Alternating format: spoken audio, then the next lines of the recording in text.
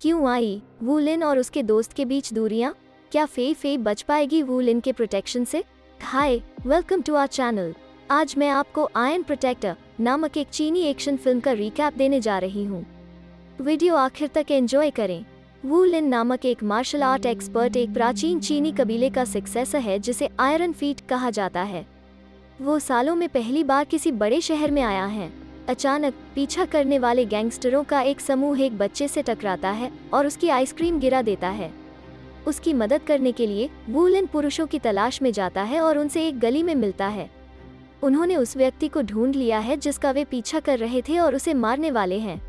Ice cream के पैसे वापस पाने के बहाने वू लिन उन्हें कुछ देर के लिए रोक देता है, लेकिन जब वे वायलेंट होने लगते हैं तो वो पीछे नहीं हटते।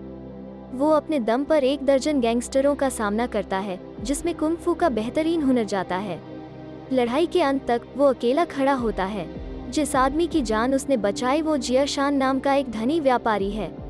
वो उसे पैसे की पेशकश करता है, लेकिन वू लिन ने इसे स्वीकार करने से इनकार कर दिया। फिर वो वापस बच्चे के पास जाता है और उसे आइसक्रीम का एक और कोन देता है। अचानक कई कारें उसे चारों तरफ से घेर लेती हैं। ऑपोजिट गैंग का नेता बाहर आता है और वू लिन को गले लगाता है, जिससे पता चलता है कि दोनों अच्छे दोस्त हैं। वो एक कुंग फू मास्टर और एक सुरक्षा फर्म जियांग ली का मालिक हैं। वू लिन और जियांग ली एक ही गुरु के शिष्य हुआ करते थे। जियांग ली के अपने जीवन को बेहतर बनाने के लिए शहर में जाने से पहले वे वू लिन के साथ ही बड़ा हुआ और एक साथ ट्रेनिंग ली।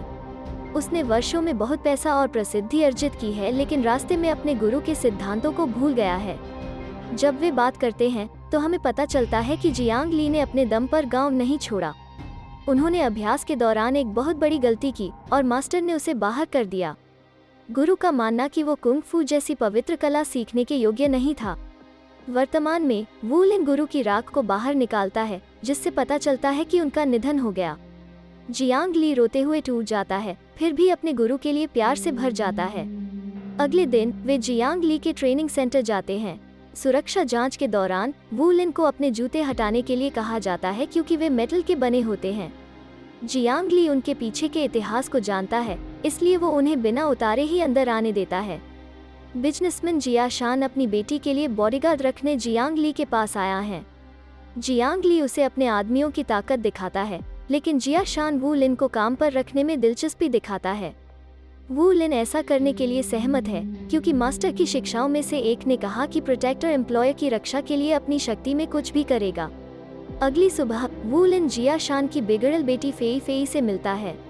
पहली मुलाकात उम्मीद के मुताबिक नहीं होती है क्योंकि फेई फेई उसे देखकर चौंक जाती है और अपना तौलिया गिरा देती है, यह मानते हुए कि वो एक घुसपैठिया है। यह पता लगाने के बाद कि वो उसका नया बॉडीगार्ड है, वो उसे अकेला छोड़ने के लिए पैसे देती है। हालांकि वू लिन अपने प्रिंसिपल्स के प्रति सच्चा है, इसलिए थोड़ी सी राशि उनके निर्णय को नहीं बदलेगी।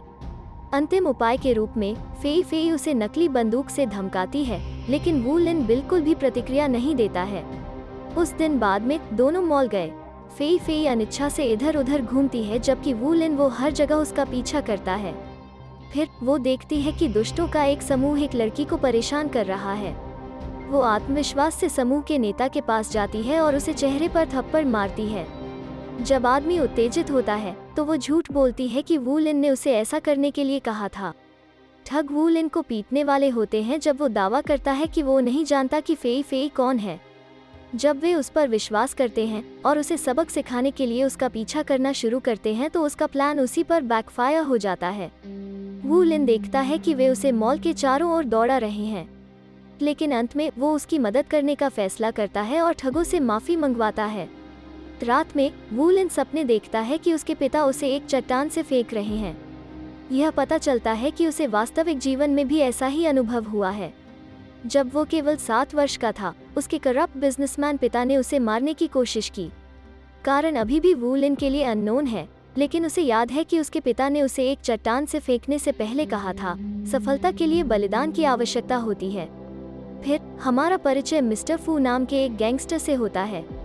वो जिया शान का एम्प्लॉयर हुआ करता था, लेकिन अब एक्टिव रूप से उसे मारने की कोशिश कर रहा है।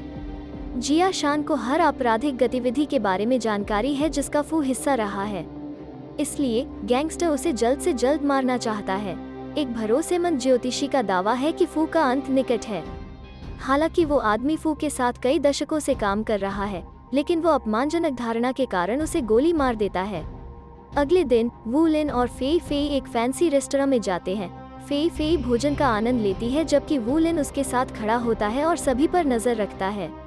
अचानक वो एक वेट्रेस को टेबल पर धर लेता है, यह दावा करते हुए कि वो फेई फेई को नुकसान पहुंचाने की कोशिश कर रही है। एक नाराज फेई फेई बाथरूम में भाग जाती है, लेकिन वू लिन अंदर घुस जाता है और उसे जबरदस्ती बाहर ले आता है। घर लौटने के दौरान वे फिर से एक विवाद में पड़ जाते हैं। पुरुषों का एक झुंड फेई फेई की सहायता के लिए आता है, यह मानते हुए कि वू लिन उसे परेशान कर रहा है।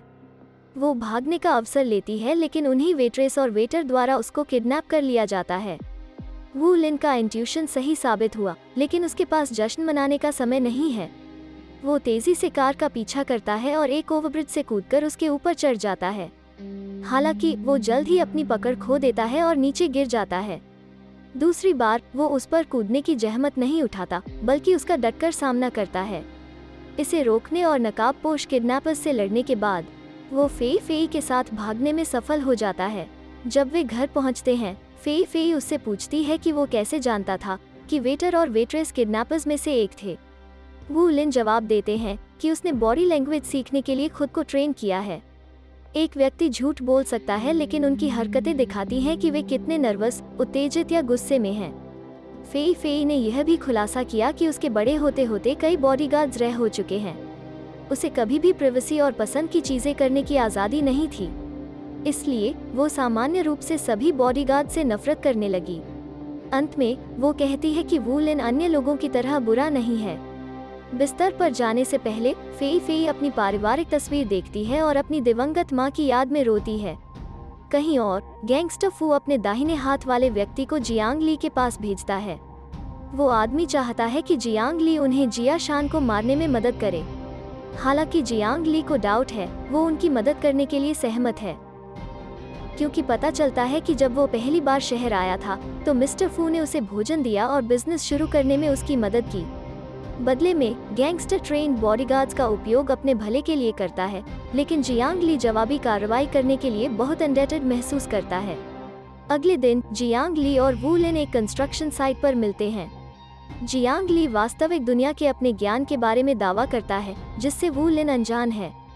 वो सोचता है कि वो वू लिन से बेहतर है, क्योंकि उसके कनेक्शंस हैं जिनके साथ वो अच्छे रिलेशनशिप्स रखता है। फेई फेई की रक्षा करना बंद करने के लिए कहे जाने पर वू लिन उसे मना कर देता है। जीवन में पहली बार भाई एक दूसरे के खिलाफ खड़े हुए हैं। जियांग ली ने खुलासा किया कि वो अभी भी इस बात से खफा है कि वू लिन को विशेष जूते मिले हैं, न कि उसे। मास्टर ने हमेशा वू लिन का पक्ष लिया और सोचा कि वो एक जनजात सेनानी है। अब जबकि उनके पास मौका है, वो यह परखना चाहता है कि उनमें से कौन बेहतर है। वे एक फिस्ट फाइट में उतरते हैं, लेकिन ताकत में मेल खाने की वजह से कोई भी दूसरे पर हावी नहीं होता है। एक मैजिक फिस्ट तकनीक हमेशा जियांग ली की विशेषता रही है।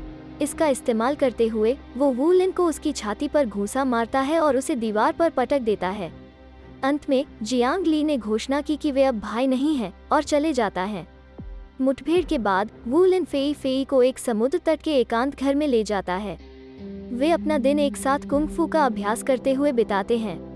वू लिन ने खुलासा किया कि वो जो जूते पहनता है वो 25 किलो वजन का होता है। वो पिछले 8 वर्षों से 108 किक नामक तकनीक में महारत हासिल करने के प्रयास में उन्हें पहन रहा है। जब वो जूते उतारेगा तो वो पहले से कहीं ज्यादा मजबूत होगा। फिर एक दिन जियांग ली के लोग वू लिन और फेई फेई के स्थान का पता लगा लेते हैं, लेकिन जियांग ली जानता है कि उसके ट्रेनी वू लिन की एक्सपर्टीज के करीब भी नहीं है। वो उन्हें लड़ाई में उनके पक्ष में इस्तेमाल करने के लिए एक बड़ी हथकड़ी देता है। वे रात में हमला करते हैं जब वू लिन कम से कम इसकी उम्मीद कर रहा होता है।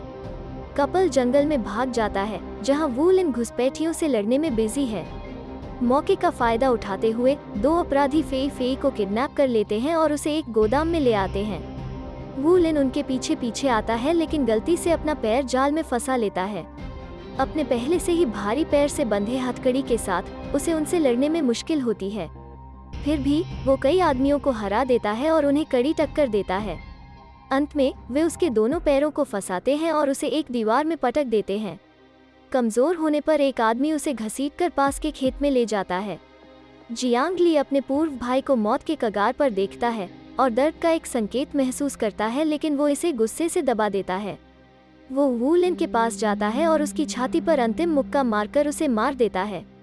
वे अपने बेस पर लौटने से पहले उसे एक गड्ढे में गाड़ देते हैं। बारिश तेज होती रहती है, जिससे गड्ढे में गड्ढा बन जाता है। अचानक वू लिन उसमें से रेंगता है, जिससे पता चलता है कि वो अभी भी जीवित है। उसका जन्म उसके सीने के राइट और दिल के साथ हुआ था, इसलिए मुक्के से उन्हें ज्यादा नुकसान नहीं हुआ।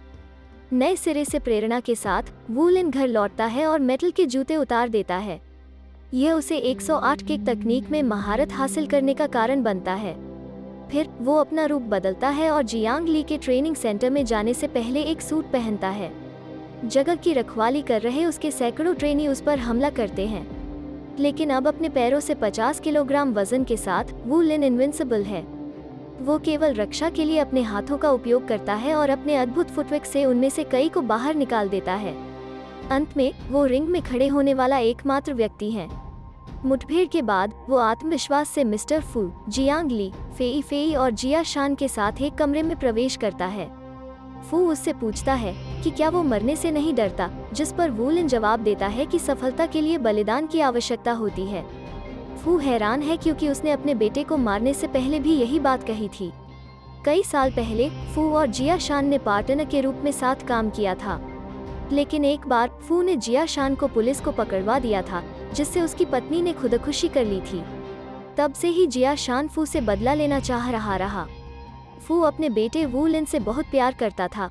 एक दिन तक उसने वू लिन को एक जानवर का पीछा करते हुए देखा। फू के भरोसेमंद ज्योतिषी ने उसे बताया कि उसका बेटा उसका और उसके करियर का अंत होगा। यही कारण था कि उसने वू लिन को मारने की कोशिश की, भले ही वो केवल एक बच्चा था। फू अपने भाग्य पर हंसता है, यह सोचकर कि भाग्य बताने वाला हर समय सही था। वो वू लिन पर फायर करता है, लेकिन इस बार जियांग ली उसे रोकता है।